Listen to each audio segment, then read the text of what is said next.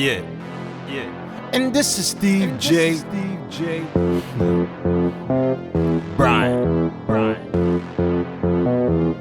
Yeah.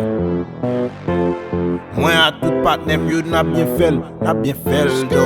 M'kono e griye m'ka wel do. M'a plede, fè l'argent do. M'gen bénédiction m'charge talent M'pa la pou m'vin fè tu m'pa perdi tam non. Si yo trap créole bagen zuzu yo pa kompren non. Wap chache respect tout la pa fil ou pa replem do. E pa nan ma tu vu so m'ba besoin kon kon mon wem do. Baby m'la gon trap yo gen problem do. Yo fache cause madame yo envie wem do. E même l'el bo koto se mwen nan kel do. M'kon sak fel plaisir m'kon se krel do. E m'charge si besoin tout n'avait même pas besoin ça. Des pou nan gade derrière wap ret bloqué yo pap j'm font pas. Et m'pa ka fait lettre poche point trop belle m'a viré con wa. Si femme ka vol la li met fond bouteille wap gérer ça. Moi a tout patnem yo n'a bien fel do.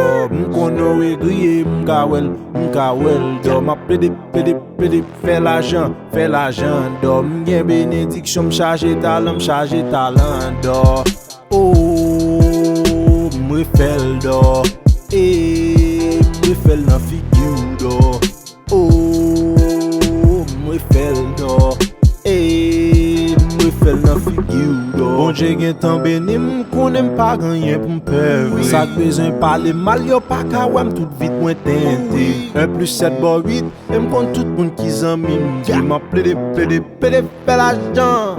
Loué Christ, alléluia, garde un pouvoir, Haman son shalom, et tout vinamine, good la wap propose rarine, konon ta remen la tempérament, boulon, dévotion magique là. Depuis moi yon bagay li tourne l'or, les peuples la wad li dim je monte à bord, rapé préféré la just konnen before, mou fel nan figi yo encore et encore, yeah. Moi a tout patnem yo n'a bien fel do. M'kono e griye m'ka wel do. M'a plede fè l'argent do. M'gen bénédiction m'charge talent do. M'a plede fè l'argent do. M'gen bénédiction m'charge talent do. Yeah. 1 + 7 = 8 do. 1 + 7 = 8 do. High man pa gen plus do.